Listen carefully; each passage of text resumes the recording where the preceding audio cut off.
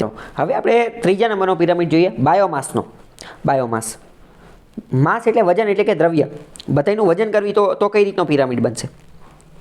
તો ચલો પહેલાં તો વાત કરીએ કે એક જંગલની ઇકોસિસ્ટમ લઈ લઈએ. એક જંગલની ઇકોસિસ્ટમ, તો એક જંગલની અંદર જેટલા પણ વૃક્ષો છે એ બધાનું વજન કરો અને એ વૃક્ષની અંદર એ ઘાસ ખાવાવાળા જેટલા પ્રાણીઓ છે એ બધાનો વજન કરો.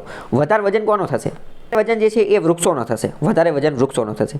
તો કે વૃક્ષ નીચે આવશે, એની ઉપર બધા તૃણાહારીઓ આવશે અને એની ઉપર માંસાહારીઓ આવશે. તો કે હવે ચાલો વિચારો, તૃણાહારીઓનો બધાનો વજન કરો અને માંસાહારીનો બધાનો વજન કરો, તો વજન વધારે કોનો થશે? તો કે તૃણાહારીઓનો થશે. કેમ? કારણ કે એમની સંખ્યા વધારે હશે એટલે. તો આ કેવો બનશે? આ સીધો પિરામિડ બનશે. તો કે બાયોમાસ એટલે કે એમનું દળ, એમનું વજનનો પિરામિડ કરો તો એ સીધો બને. પણ હવે તમે વિચારો, બાયોમાસનો પિરામિડ ઊંધો પણ બની શકે. તમને એવું લાગે એ કઈ રીતે? તો કે સમુદ્રની અંદર એનો પિરામિડ ઊંધો બનશે. કઈ રીતે? કારણ કે સમુદ્રની અંદર પહેલાં તો શું હશે? ફાઇટોપ્લેન્કટન હશે અને ઝૂપ્લેન્કટન હશે. એનું વજન તો એકદમ ઓછું હશે. ફાઇટોપ્લેન્કટન અને ઝૂપ્લેન્કટન એનું વજન એકદમ ઓછું હશે. હવે આ ફાઇટોપ્લેન્કટન અને ઝૂપ્લેન્કટનને ખાશે કોણ? તો કે નાની માછલી. તો એ નાની માછલી અને આ જે ફાઇટોપ્લેન્કટન કે ઝૂપ્લેન્કટન કોનો વજન વધારે છે? તો કે નાની માછલીનો વજન વધારે છે. અને નાની માછલીને વળી ખાશે મોટી માછલી અને એની કરતાં પણ મોટી વ્હેલ ને શાર્ક ને એ બધું હશે. તો એનો વજન તો ઘણો બધો વધી જશે. તો અહીંયા આ જે પિરામિડ જે છે એ ઊંધો બનશે. ખ્યાલ આવ્યો કે ન આવ્યો? સમજાણું? હવે જો બીજું આમાં એટલું બધું ડિટેલમાં તમારે જવાનું નથી.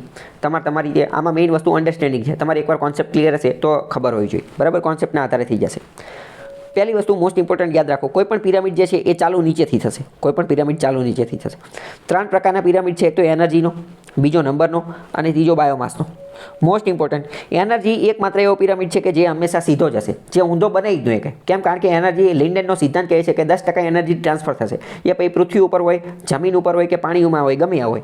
સમજાણું? નંબરનો પિરામિડ શું કહે? સીધો પણ બની શકે, ઊંધો પણ બની શકે. કેમ? કારણ કે એ તો આપણે કઈ ઇકોસિસ્ટમ લેવી છે એની ઉપર છે. ખાલી એક જ ઝાડની ઇકોસિસ્ટમ લેવી તો ઊંધો બની જાય. એક જ સિંહ મરી ગયો, મૃત પામેલા એક સજીવની લઈએ તો પણ એ ઊંધો બની જાય અને સીધો તો ખ્યાલ જ છે. બરાબર? અને વાત કરીએ બાયોમાસની ઇકોસિસ્ટમ, બાયોમાસનો પિરામિડ એ પણ સીધો અને ઊંધો બની શકે. જમીન ઉપર કેવો બનશે? સીધો બનશે. સમુદ્રની અંદર, પાણીની અંદર ઊંધો બનશે. ખ્યાલ આવ્યો કે ન આવ્યો?